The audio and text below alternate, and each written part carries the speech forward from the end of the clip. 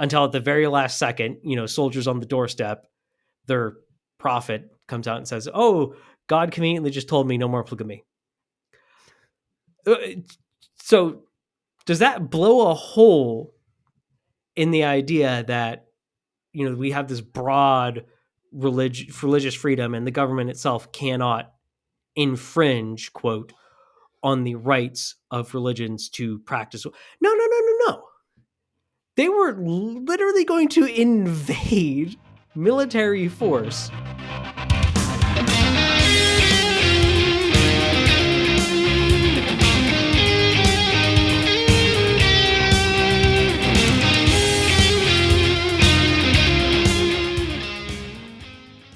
Welcome to the Season 2 finale of the EWTC News Podcast. Now, just like last year, we're going to be taking a break over Christmas and New Year's so that Sam and I can spend a little bit more time with family for Christmas and also get a bit of time to prepare for the next season of the podcast. Now, if you want to hear a little bit about what we have planned, go ahead and stick around to the end of the episode where Sam and I will discuss a little bit about the plans we have or the plans we're formulating for next year. I also want to let you know that from now on, the podcast is going to be on the YouTube side, on the main Enemies Within the Church channel, no longer on its own dedicated channel. That's part of combining the Enemies Within the Church branding and the Wikipedia branding, just so people are more clear about the connection between the two. But also it's going to make a little bit less work for me, not having to split my attention between two different channels on that end. Everywhere else is going to be distributed just the same, but we want to let you know about those couple things before we get into the main episode right now. Welcome to the EWTC News Podcast. The EWTC News Podcast, or Enemies Within the Church News Podcast, of course, is brought to you by Enemies Within the Church. But you can find out more by going to EWTCnews.com. Once again, that's EWTCnews.com. And when you go to the website, you can go ahead and find all of our latest news articles, opinion pieces, and everything like that. All you could ever want to find out who is woke inside the church, and maybe sometimes who's not too. So that's always good to find. But up at the top right-hand side there, you can find the documentary. And you haven't seen Enemies Within the Church yet, you need to go check out Enemies Within the Church. But Kyle, how are you doing today? I'm doing good. It's kind of a little bit of a bittersweet moment to come to the end of season for the podcast, where, this is the last episode of season 2. We're going to be taking a little bit of break here for Christmas and then through New Year's, starting up at the early next month. But so there's that, that excitement. Right. But I'm going to come to the recording days for the next couple of weeks and go, oh, right. That's we're not doing it today. Yeah.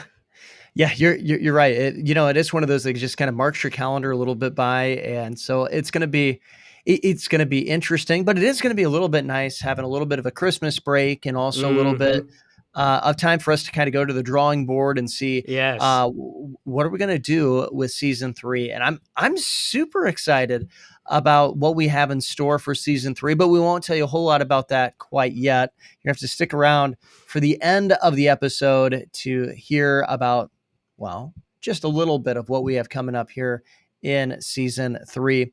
But I guess I got to ask this, Kyle. Are you ready for Christmas? Or are you one of those guys who waits till December 24th, Christmas Eve, to buy your wife's present? Okay.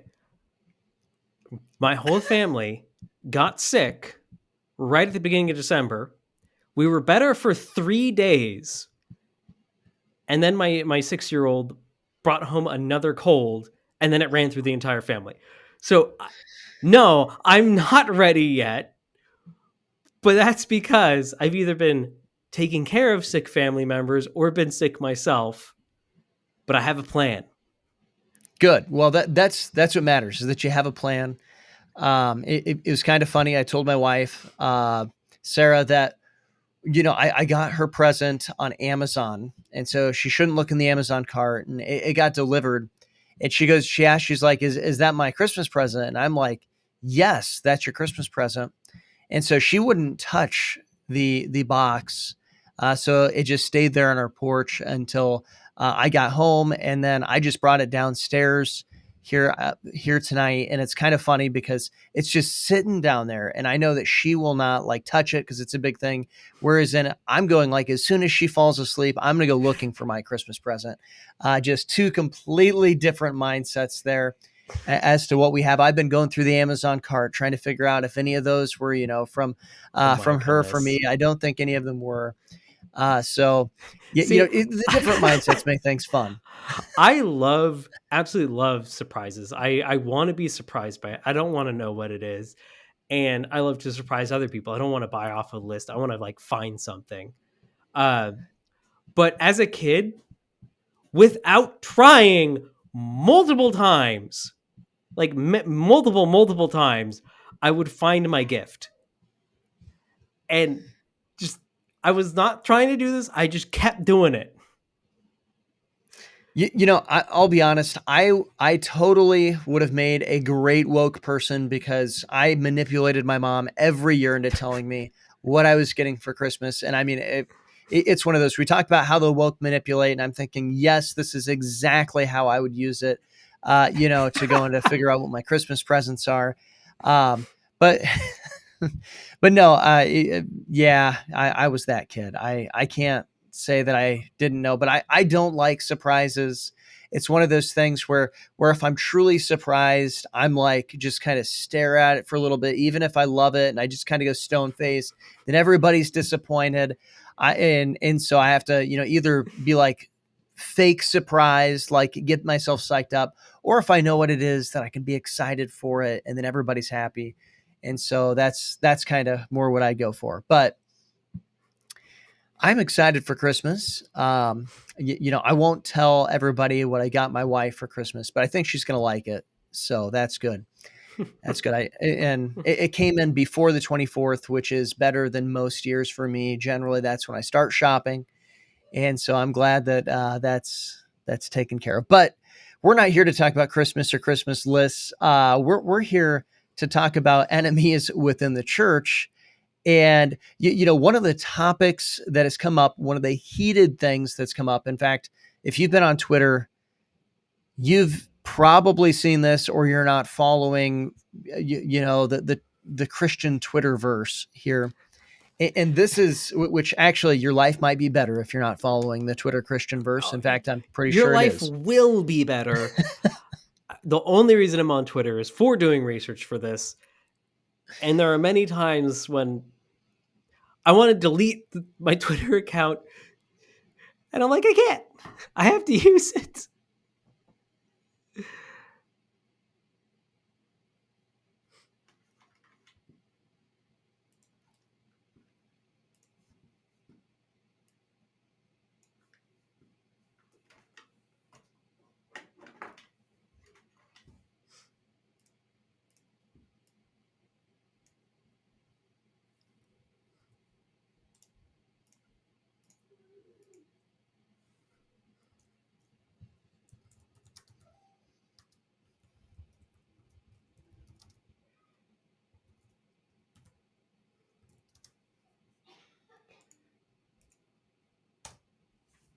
You're a very enthusiastic listener, and I appreciate it. Oh, do you know how much you got? Yeah, I got everything I was going to say. Okay. Which was just, that you're better if you stay off Christian Twitter, and I wish I could Okay. delete mine. Yeah. Yeah. Absolutely, Kyle. I just get myself in trouble when I get on Twitter. In fact, I start typing out a thoughtful response to people, and then there's just not enough characters, and I'm way too cheap to pay for a verification thing just to post longer posts on Twitter. I think that's the dumbest thing ever. It's so I end up deleting. Sam, Yeah. We have Twitter Premium for the EWTC News Twitter. I guess it's not the dumbest thing ever if it's for EWTC News, but for my personal account, I think that's pretty dumb. We really do have Twitter Premium. Wow, guys, I don't pay attention very well. I could actually put out thoughtful responses. You can. They lock messaging to certain people behind Twitter Premium. So that was actually one of our big motivations because there's people we needed to be contacting, which is Interesting. super annoying. You, But you, you know, yeah, you learn something new every day, folks, but I still don't know if I'll use our Twitter Premium to go and put out thoughtful responses, because I have to be honest, what's maybe even more fun than putting out a thoughtful response is just lighting people up on Twitter. And so if you follow my Twitter account, that's probably what I'm doing. But no, before I light somebody up, I've gotten really frustrated because I put a quote from a founding father out there and it didn't fit within the characters. What were those founding fathers thinking when they were saying these things? They should have made it so it was tweetable. And that's uh, you're probably not here too much to hear about my Twitter rants either. But what has been going on Twitter is this debate about the great state that I'm from, Iowa. There was mhm. an satanic idol that was put up. There was a pastor slash state representative, John Dunwell, representative in the Newton area, who was like, the most Christian and most, by the way, is Republican too, most Christian and most American thing to do is to allow this satanic idol to be up in the state house. And then, of course, it was beheaded by a guy from Mississippi, which is kind of interesting, that he came in and did that, took this thing down. And now there is like this big Twitter storm argument about, was that right? Is Mhm. that okay to tear down a satanic idol? Is that maybe the long and the short of it there, Kyle? Or is there some things that we might need to say to No, set the stage a little bit that more? really kind of covers the whole thing. I mean, if you want to hear a little bit more about this, we talked a decent amount. This was before the idol was taken down. And by taken down, I don't mean like taken. I mean like attacked, beheaded, taken down. We talked about this in our previous episode, but we wanted to come back to it to help people think through the discussion. Is Right. it something that is right? Is it something that is wrong? Or when is it right? When is it wrong? And hopefully, Sam, I think the goal we talked about is to try and help people that are not radically on one side or the other, but the people that are kind of just in the middle, the Christians that are legitimately Christians, not fake, Mm-hmm. nominal, woke, whatever they are Christians, but legitimate Christians, conservative Christians that are asking questions that they haven't asked before because they hadn't thought about it. So that's our goal, is to help you think through some of the questions, examine a couple of the arguments, and hopefully get you to a point where even if you don't have 100% understanding or you don't 100% agree with our conclusion, you'll at least have a foundation from which to reason. Because that's the biggest thing that's under attack, particularly obviously coming from the woke side. They're trying to tear down the ability to reason and reason through these kind of things and to get you to a soft state. Not necessarily like soft Right. woke, but just soft, compromised, Mm-hmm. unwilling to have a foundation on which to stand. So, yeah, that's what we're going to hope to do. Right. I'm excited to get into this because there really is a lot to look at it. And there's a lot of voices out there that are saying kind of on both sides of the fence on this. And so I think it really is important to go and to think through this issue, to look through this issue. And so I don't know, Kyle, do we want to start off with you got some questions here just to kind of to pepper me? Do you want to set the stage for how we're going to handle it too? Well, I'm just going to be not devil's advocate, but I'm going to try and play the role of the questioner and try and set some of these things up and hopefully also give some pushback as well, because I think if I can give some pushback, I think that'll make Sam have to think a little bit more uh, and refine those answers. But I want to start off with a basic thing, um, which is a lot of people react to this and go, no, I think this is a good reaction. We should have morals and we should be against breaking morality. Um, but they look at it and go, well, isn't destroying property, that's someone's property. They own that. It's someone's private property. Those were someone's pool noodles that were ripped out of the statue. Um, yeah, it was made with pool noodles. But isn't destroying property private property, someone's property that is not, it's not like it's on your property. It's not like they are threatening you with it. Isn't destroying someone's property wrong? Yeah, so I think this is a good question and a good place to start because that is a question that comes up right away. And when we're looking at it in general, of course, it's wrong to destroy private property, and that is an important aspect to go into understand that when looking at this, there is private property rights. There are things that we come and we look at and we say, look, in the Ten Commandments, it says, "Thou shalt not steal." Well, theft would be the destruction in a way of private property, removing it from the owner right there. It also talks about thou shalt not covet. So there's even an idea of what is your inner motive when you're looking out at somebody else's property, even wanting somebody else's property when it's not yours in a desirous way to want to take it. God goes and says that that's wrong. And so it is important to go and to understand that there are foundations of private property. In fact, God starts off with it in the Garden of Eden, where he basically goes and he tells Adam and Eve, look, you can have all these trees. I'm giving them to you within the garden, but this one tree within the midst in the center of the garden, the tree of the knowledge of good and evil, that's my tree. You're not allowed to eat of it. That's a foundation for private property and private property rights.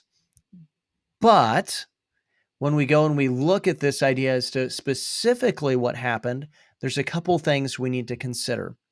The first one is that concept of it's not just private property, but private property rights. And we talk a lot about this word rights. In fact, it gets thrown out there all the time. We see the right throws it out there, the left throws it out there, Republicans throw it out there, Democrats throw it out there. Everybody throws it out there, this concept of rights, but very few people stop and ask, what is a right? What's it talking about? And a right, it's not in relation to right and left, it's in relation to right and wrong. And so therefore, when you go and you look at this, we have to understand something, and that is we don't have a right to do a wrong. So the biggest one that I've encountered before this last week essentially is with the concept of gay marriage, homosexual marriage, homosexuality, and they'll start going and talking about, I have the right to marry who I love. I have the right to go and to enter into this kind of relationship. In fact, I was talking to a guy who's running um, for a state house seat, and he said, "How should I respond to this?" And I explained to him this idea of rights, and I came to this phrase, and this has kind of been a mantra that I've used, and that is you don't have a right to do it wrong. You don't have a right to do it wrong. And I know that that seems pretty simple, but it's true. And also, when we consider this, so that's one consideration. The second consideration is that though it was privately owned property, it was a public display. And I think that's a big distinguishing mark as well, because if you wanted to have a satanic idol in your bedroom, wouldn't suggest you do it. It would be wrong for you to do it, but it would be wrong for someone to go into your house and to destroy that idol because it's within a privatized realm and it's not making a public outrage. Now, with that being said, it's still absolutely wrong. And if someone were to go in to find it, and if someone were to go in to take pictures, or if you were to go in to put it out in the public and it were to be found there, you could be liable to having something wrong happen to it because now there's an actual proof of what's going on. There's no justification of letting it happen there. There's no justification by any means, But it's that idea of it would be kind of weird if all of a sudden somebody like the Kool-Aid guy came and busted through your wall to go and to throw down this idol. That would be kind of odd to go and to have happen. But we look at this, it's a public display that's put out.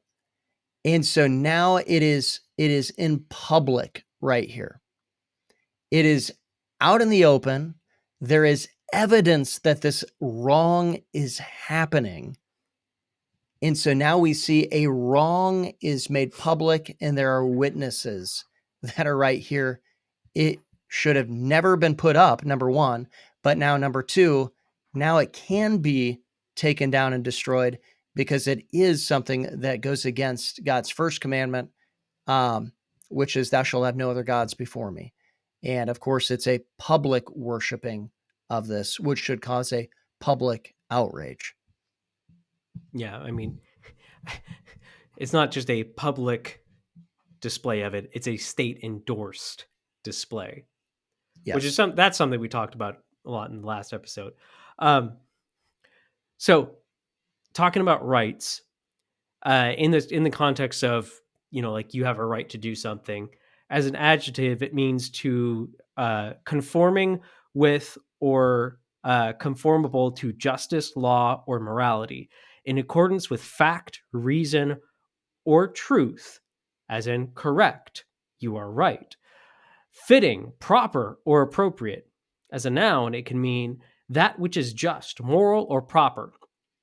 So I don't think we need to establish that it is not, this display was not just, not moral, not factual, not reasonable, not truthful, not fitting, not proper, and not appropriate. It does not match any of those immediately. I don't think we need to necessarily argue that. The one I want to hone in on, and here's the next question, is, well, yeah, but it was legally allowed. And just because it might not be right in all these other contexts, it was legally allowed. So how can you justify breaking a law to take it down? Because, the government allowed it, the law allowed it, the Bible tells us to, we're to obey the governing authorities. So, I'm confused. Why would that be okay to break a law in the name of upholding law? Yeah. So that's a great question. In fact, this is kind of an age-old question, one that people have asked quite frankly all the time throughout history. And there's a couple different concepts that I think that we need to understand. The first one is the concept of lex rex, which is essentially the law and the prince. And the concept of this is that the prince or the ruler of the time does not have the right to be above the law. And so that's the first thing to go in to understand, which some people might be looking at this and being a little bit confused and saying, wait a minute, wouldn't that mean that that it's wrong to go and to break the law and to go and to destroy that? But hold on, because there's a second concept that needs to get thrown into this, and that's the concept of higher laws. So if we have different laws, of course, and we kind of understand this. You have laws at your local level, laws at your county level, laws at your state level, laws at the national level. Of course, if you start talking to people, they'll start saying that the Constitution of the United States is the highest law of the land, which is factually incorrect, because that might be the highest earthly law. Even although it's even arguable and debatable on that, because there is organic law that the Constitution was built upon, things like the Declaration of Independence, things like the Northwest Ordinance. But high above these, and this is what was recognized in our organic law, this was recognized in the foundations for our jurisprudence, is the Word of God, which is the highest law. God's law is higher than every other law. In fact, to paraphrase Blackstone, who was the third most quoted source by our founding fathers, only behind Montesquieu. And of course, number one was the Bible itself. Blackstone goes and says essentially that the law of revelation, which he defines as the word of God, the written word of God, and the law of nature, no laws that are made should be suffered to contradict those two laws, the laws of nature and the laws of the Bible. And when we look at that concept, if we have any law that we write down that is in contradiction to the word of God, it really nulls and voids that law from any obedience or responsibility that we have towards that.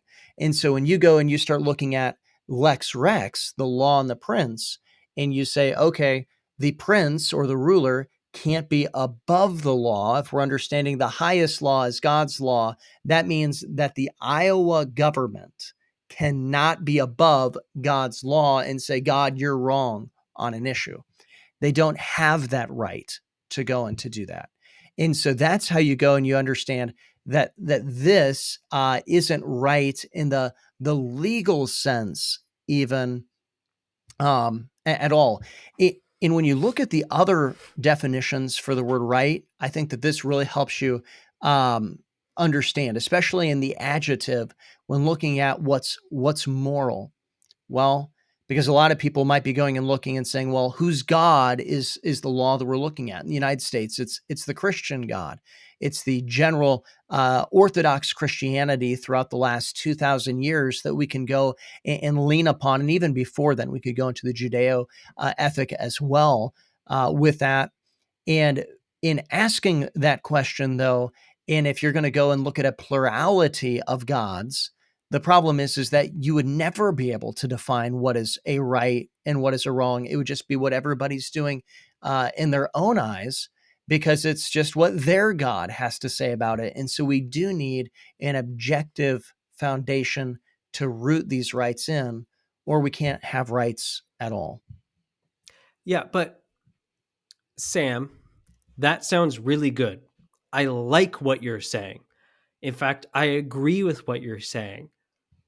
But the United States is we have freedom of religion. We can't force one on another. We can't reject one in favor of another. And we were set up as much as we appealed to the Bible, again, we were set up more as a secular republic than a theocracy. We're not a theocracy. We are not built upon God's law in that sense. We have freedom of religion. So I like what you're saying. I think in a lot of contexts it work, but I'm confused how that would apply to the United States with the highest law of the land that we have. They seem to have put a stop between us and getting to God's law. Yeah.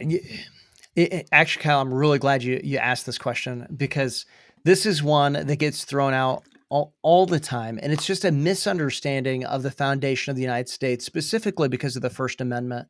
And there's a couple things that we can go and look at that show that the First Amendment was not designed to be in the way that Russell Moore uses it and claims it to be.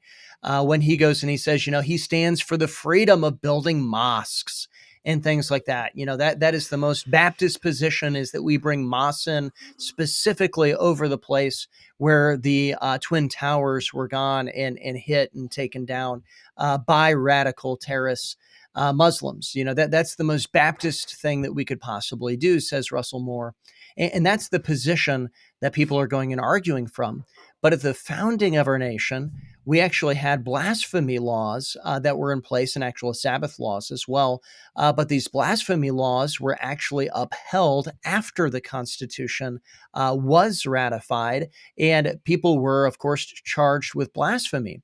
Now, the blasphemy, we do need to understand. I want to make just a quick note on this, because the blasphemy laws, they weren't I took the Lord's name in vain. Although you shouldn't do that.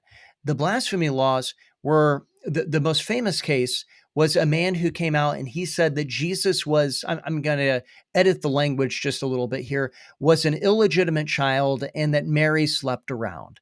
That's essentially what he came out and he said, but he didn't just go and mutter it under his breath.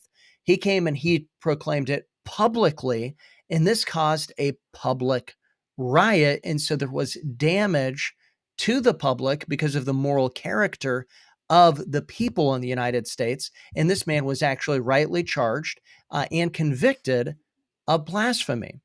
But at the same side too, because some people will go and say, yeah, but I don't agree with everything that the founding fathers had at that point in time, law wise. Some laws needed to change. They might point to slavery as something like that needed to be changed. And so, okay, I get it. That's just one example. But another example would be that the states themselves had actual religious tests that you had to go and to agree with an orthodox statement in order to be able to qualify to run for the state legislature. Now, some people might be going and saying, well, that seems kind of strange. I don't know if that's true. Well, first of all, it is true. But the second that you can go and look that up, the second thing, though, about that is it might seem strange because we have an inverted view of what our government was supposed to be. Right now, we look at it and we see the federal government as this big, powerful entity that controls everything. And the states are just kind of little peons that maybe if you do really well as a governor, you might get to run for president someday or for a true federal office. And wow, then you can really arrive and be in government. But really, our nation was founded under federalism, which is supposed to be a weaker federal government still there so that we have unity, can defend ourselves, have national defense, and not be able to hurt our states and everything when it comes to trade. Have somebody go and come in another nation from outside, come in and use one state against another, something like that. But You mean like we're China? supposed to, yeah, like China. But what we're supposed to go and have, or what it was founded as, was to have strong states and weak federal governments. In fact, just to understand how weak the federal government and how backwards it was today, one of the most powerful positions today is Supreme Court Justice. John Jay, our first Chief Supreme Court Justice, actually was writing letters to our early president saying, can I please do something else? Because I don't feel like I'm making any impact here whatsoever. This is a lame position. That was, I'm taking a little bit of liberty as to how he said that there in my paraphrase, but that was the gist of what he was going and telling people. I don't want this position. He wanted to go in work in his state legislature because that was much more meaningful and important and powerful, essentially, than what it was. Yeah. And so He when used to we, be a very, very powerful figure in New York state politics. right, He got knocked down a peg. to become the Supreme Court, the chief Supreme Court justice there. Yep. It, and so does that kind of answer a little bit of that question of we're doing this backwards, not how our founding fathers intended? The First Amendment was never intended to go in to say you can believe whatever you want publicly and we can have all these different religions. But really it was different Christian denominations would really be, if you look at the debate over that text, would be the context of Yeah. what they were debating.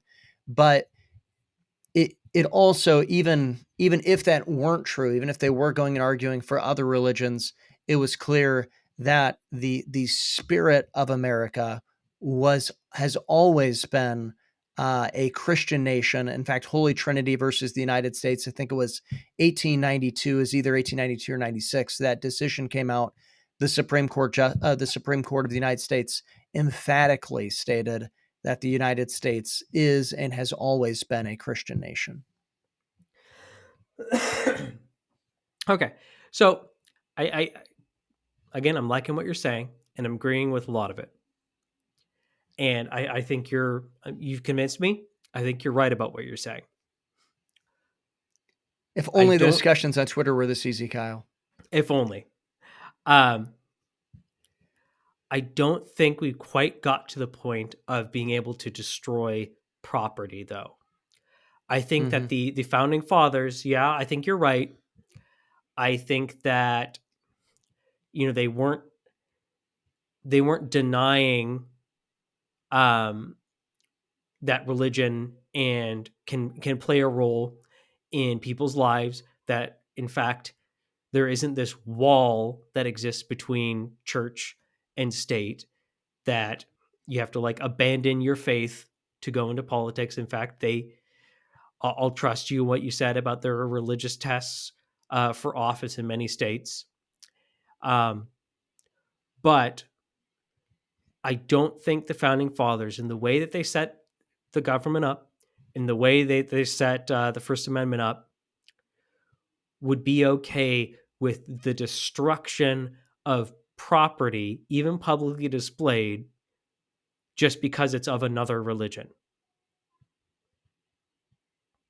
Yeah, the founding fathers did have a very high view of private property. I mean, they had such a high view of private property that if you read the grievances within the Declaration of Independence, a lot of why they wanted to break from England was because the British soldiers were going and destroying private property of citizens by going and taking quarter there and not treating it well and just coming in and basically saying, "This is my bed now. You guys have to go sleep somewhere else," or "This is, yeah, this is my food now. I'm going to come in and eat this." So our founding fathers did have a high view of private property. I mean, they started a war, and a lot of it was over private property. Not all of it, but a lot of it was over private property. But we also need to look at how they responded to private property. And in 1773, we see one of the biggest ways that they responded to private property, December 16th, 1773, was in their property being taxed, specifically their tea. They came out and they had a group of them went in Boston and snuck out onto a ship and destroyed tons and tons of tea that the British came in. And this, of course, became known as the Boston Tea Party. The other thing about our founding fathers that we need to remember is that they literally would take politicians who were bad and they would literally tar and feather them at that point in time. That's how upset and how zealous they were about their convictions, about what they believed. These were not people who would stand idly by and say, "I'm just going to go and to make a speech about this." They would make a speech about it, but they were also people who took action. And many times the actions that they took were taking things into their own hands, and it was destroying things. Now, I don't want to say that our founding fathers were perfect. I'm sure that there were things that they did that were wrong, but the general principles that we see here is that they went and when they found something that was wrong on a moral level, they would go and they would oppose it, and they would go and actually destroy things over it to destroy that evil. And they would literally physically destroy it, even to a point of, they were very convicted people. And so they went, and I just want to point this out because it's the 250th anniversary of the Boston Tea Party, a little bit more than a week ago. And actually, right about a week ago, they were destroying this tea. And it was over a tax that today we would say was a small tax. They cared a Yeah. lot more about the honor of God at that point in time than they did, enough that if somebody came out and said things that are put in movies, unfortunately, all the time today, they went and they punched the guy in the face. I mean, that's what they did because they were so convicted about Jesus Christ and God getting glory that they would go and they would stand up and fight for it. And if they're willing to go in to destroy the British's property over a tax, a tea tax, they certainly would not stand for the British or any other government putting an idol up that was in honor of Satan himself. One of my favorite things is in the Washington State Constitution. Now, the majority of state constitutions reiterate some or all of the Bill of Rights Mhm. to really like emphasize this. And in reiterating freedom of speech, I might not get the wording 100% correct, but uh, it reiterates that you have freedom of speech, um, should not be infringed, uh, and that you are responsible for the abuse of this right. Yes. So That's excellent. you're not allowed to just unlimitedly say whatever you want. What you say, if it violates, if it goes from you have the right to say what you want, but when it crosses the line of what is just, what is lawful, what is moral, what is factual, reasonable, truthful, correct, fitting, proper, appropriate, when it crosses that line, there will be consequences. Now, the Right. implication there and how it's worded is not even necessarily governmental consequences. You can say what you want, but the government can't shield you from someone getting offended and punching you in the face. Mm-hmm. Beyond that, the government might be the one that comes in and metaphorically punches you in the face, slaps you Right. with legal action for what you have said, because you have what? You've turned that right into a wrong. Now, Sam, I'm going to change it up slightly. I'm going to ask a question, Okay. but I'm going to answer it myself, which is, yeah, okay. I understand what you're saying. In fact, I'm starting to come around to your position. I'm starting to understand things. But that doesn't mean that the United States would ever take action against a religion as long as the religion is not doing something illegal. It is not, obviously there's cults that have done creepy, weird, perverted things. We're talking about just a normal religion.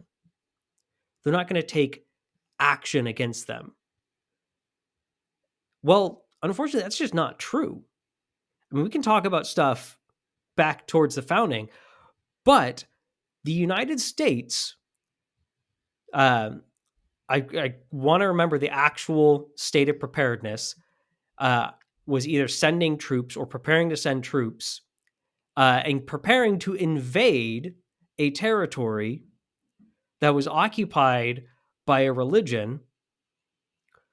What I'm talking about specifically, they were going to invade the Utah territory and take it over by force and install a new government, because the Mormons, multiple things, but in particular, had polygamy and were told to knock it Mm-hmm. off and would not give it up until at the very last second, soldiers on the doorstep, their prophet comes out and says, "Oh, God conveniently just told me no more polygamy." Uh, So, does that blow a hole in the idea that we have this broad religious freedom and the government itself cannot infringe, quote, on the rights of religions to practice? No, no, no, no, no. They were literally going to invade military Mm-hmm. force because of polygamy. Yeah. And Thomas Jefferson, during the time of, uh, oh man, I can't think of the war that they were in, but it was it when we got the Marines and where they got their name, the Leathernecks, because they literally have to wear leather collars because the Muslims, or the Mahometans, is what they were called at that point in time, or the it doesn't matter, but they would come and try to bring swords and decapitate people. That was their preferred way of trying to kill people. So they'd wear leathernecks to make it harder to cut through. But Jefferson essentially went and said that after reading the Quran, that they would not be able to be talked to, or weren't going to be able to peaceably go and to negotiate with them. The only thing that they'd be able to respond to was force. That was how he described that. And so, I mean, this whole idea of religious freedom and in that the founding fathers were good with whatever, that really wasn't the case. In fact, maybe the revolution, the French Revolution, would be more in line with that kind of a religion. Although even in that kind of a sense, because it still wouldn't even really totally fit within the French Revolution, because they kind of Mm-hmm. believed that everybody made their own social contracts and they were much more of a secular state that was much more anti-religious type at that point in time. But Yeah. I don't know if we need to quite go down that route. Oh no, there's so many rabbit trails we get lost on. Um, but I think we've covered enough to kind of get the basics across. And I want to end this discussion with one last thing, which is I mean, there's 100 more questions we could do. We could really get down. I think we could argue that, yeah, we could argue convincingly because, we're standing on God's word that, yeah, what he did was not in a wrong thing to do. It was a right thing to do. Now, if you still Mhm. believe, oh, it was a morally right thing to do, but I'm not sure that he still should have done it. What would you say to the person that is in that position that says, I think it was probably a right thing to do, but I personally wouldn't do that. I'm still not at that point where I personally would do that. What would you say to that person? Yeah. So first of all, I would go and say that in looking at it, you can't. I want to be careful how I phrase this. Not everybody is going to have the opportunity to go and to tear down the idol, and so simply put, that might be okay. In a sense that maybe you're not the one who God was calling to go and do that, because we do have examples in scripture of God going and telling people specifically to go and to tear down these idols. But the thing is we really should have a willingness to do what's right and to do what God calls us to do. And then, of course, in the book of James, it says, to him who sees good and doesn't do it, to him it is a sin. And so you should have that, but there does need to be an understanding of not everybody is going to have the chance to do that. Not everybody is going to be able to be the one to destroy the idol. And so there are different rules. So it might simply be that God hasn't called you to go and to do that. But the other thing that I would really go and to look at is to see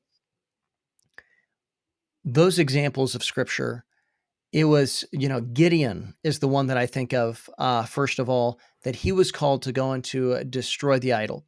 Well, that was a good thing. And then when they came and they wanted to kill Gideon, we see that the other righteous one that was gone and looked at in a positive light were the people who came up and defended Gideon and said, no, you're not going to go and kill him for this. You're not going to go and do this. This was actually a good thing for him to tear this down. I also think of Josiah, who went and removed the high places, actually destroyed the idols, made people eat it. I think of um, Moses, who did the same thing with the golden cow or golden calf that came out. Just so happened to come out. I don't know how that happens, says Aaron. Um, he actually made them, destroyed that as well. And all of these people were praised by God for the things that they did in those moments. God looked at them and they were the ones who were in the moral right. We should always strive to be praised by God. Our goal as Christians should be to hear, well done, thou good and faithful servant. And that means we're going to have to do those difficult things sometimes, like destroying a golden calf, destroying an idol, tearing down the high places. And so we should have that willingness to do it because God praises those who do things like that. Now, Sam, without going down the big rabbit trail of God's law, Old Testament, New Testament, all these different things, because that is a question that people are having right now. What is our relationship? Oh yeah, Israel they were a theocracy. Do you even know Mhm. what that word means, people? All these different things. Has God's character changed at all? And is he still how he describes himself? Is he still a jealous God? Yeah, God's character, of course, hasn't changed. The Lord doesn't change. He is still a jealous God, and he will always be a jealous God. That is part of his character, and that is so important to go and to realize and to understand when it comes to this, that the same God, the God who said "attaboy" to Josiah, to Moses, and to Gideon, is the same one who will say "attaboy" to you if you do well, or well done, thou good and faithful servant. Yeah. Yeah, no, I think that is more than enough to cover that for now. As we, I think we dug into it. I really hope that was helpful. If you have other questions, comment on the video you're watching on YouTube, Rumble. You can ask questions on Spotify. If not, contact us, contact Wikipedia at gmail.com. And legitimately, ask your questions. We want to provide answers. Even if you disagree, that is great fuel to help other people see what the truth is. So go ahead and leave your disagreements. We're confident in our position, but we're fine explaining it more. That gives us an opportunity to show more people the truth. So go ahead and leave it. Mm-hmm. But Sam, let's wrap up and mention a couple things. We did another season 2, pretty big accomplishment. What is your favorite moment, episode, whatever it is, from this past year? I was really kind of thinking on that. What was my favorite moment? Because there were a lot of really, really good moments here. Um, but, I still have to come back to my favorite thing. My favorite series has been the woke proof texts, and looking and just really destroying these proof texts that the woke use. And I think in that, whether it's, the woman at the well, or um, really it's Uriah and David, I think that those have really been my favorite ones to go and to look at. So I know that doesn't necessarily narrow it down super tight, but those woke proof texts have been my absolute favorite to go and to look at. In fact, if you haven't seen or listened to those episodes, I would really highly suggest that you do that, because you're going to go and find out a lot on really what does the Bible actually say. What does it say? We really put in the Bible teaching on this, but then we also go and tear apart how the woke misuse and they abuse the word of God. And so I would really just suggest that you go check out those woke proof texts. Maybe my favorite one is probably either David and Uriah, or the Ethiopian eunuch. Those are probably my two favorite ones. So what was your favorite part of season 2 here, Kyle? Well, Did I I take mean, yours? no. Well, it seems there's no other way. There's no other option for me other than the he gets us investigation. Just because of the amount of work and effort I put into that, and some of the information that we're able to get, and the fact that I can legitimately say, and I cannot believe I can say this, that outside of people directly associated with the campaign, I am one of the foremost experts on what the campaign is. That is true. That's that was a lot of work, but I'm incredibly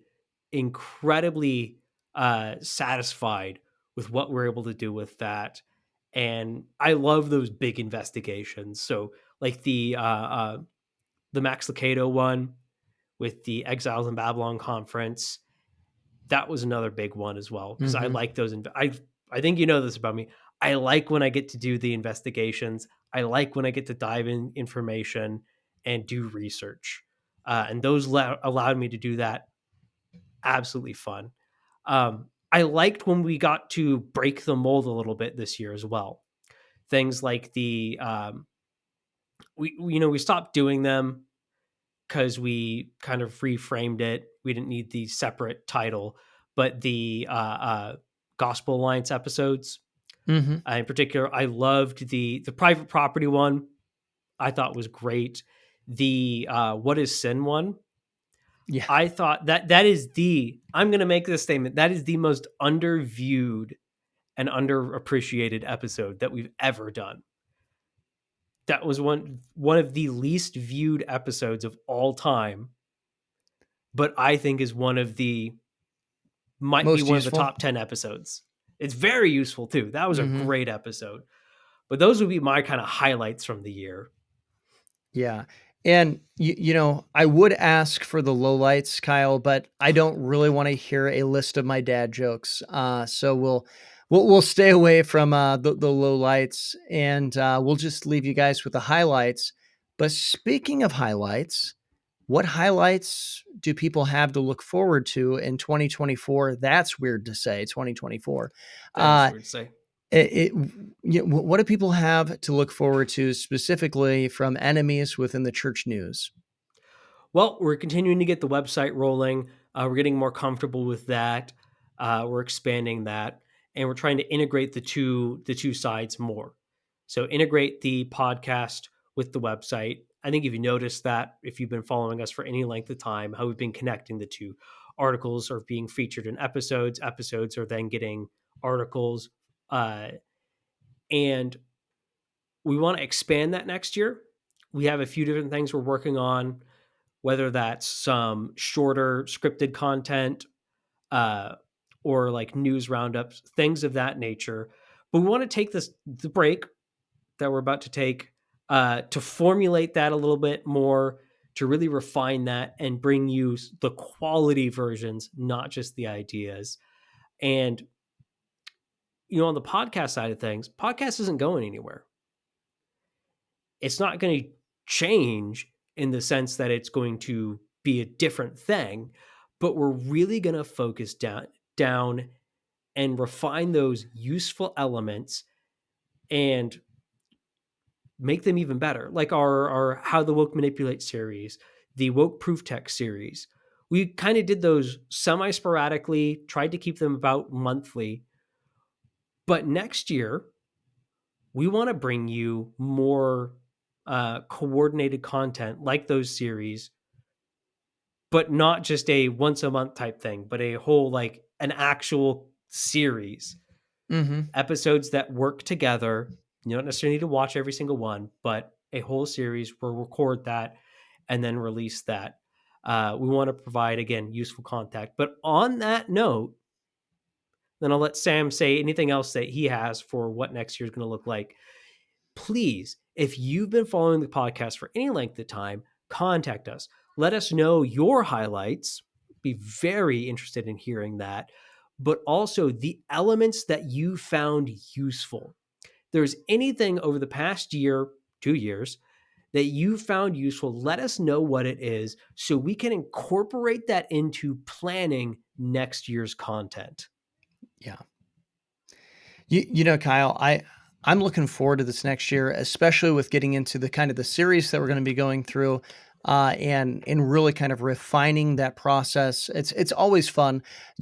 We've done a lot of podcasts over the years. We've put out a lot of content, and we've both me and you have done a lot of standing against the woke. Really been on the forefront of this. It is kind of neat a little bit to go and to see how it's really picked up steam, to go and to see where there are people who, you know, they maybe were woke or had no idea what woke was 4 or 5 years ago, and now they're picking up their swords and they're fighting against the woke Mm-hmm. here. I mean, this is neat to see, to be in that forefront, to be, of course, a part of enemies within the church.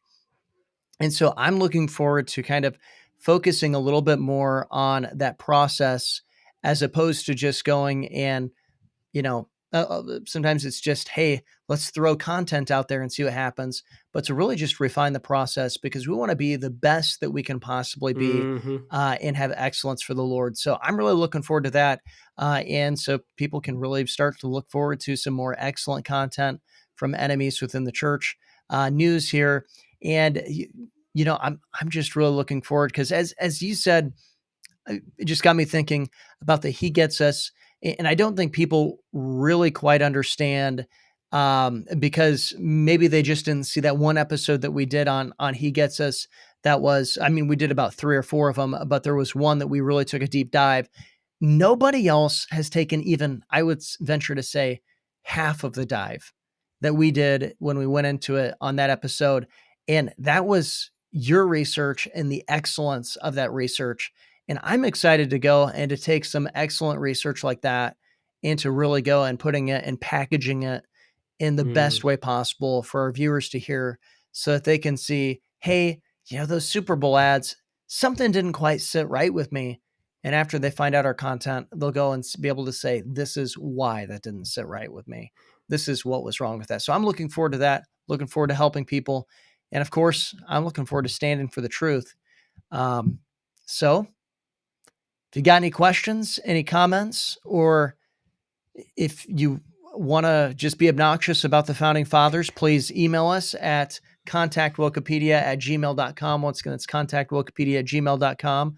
But for enemies within the church news, and for the year of 2023, you're not going to see us until next year. Keep standing for the truth. For the sake of your soul, don't go woke.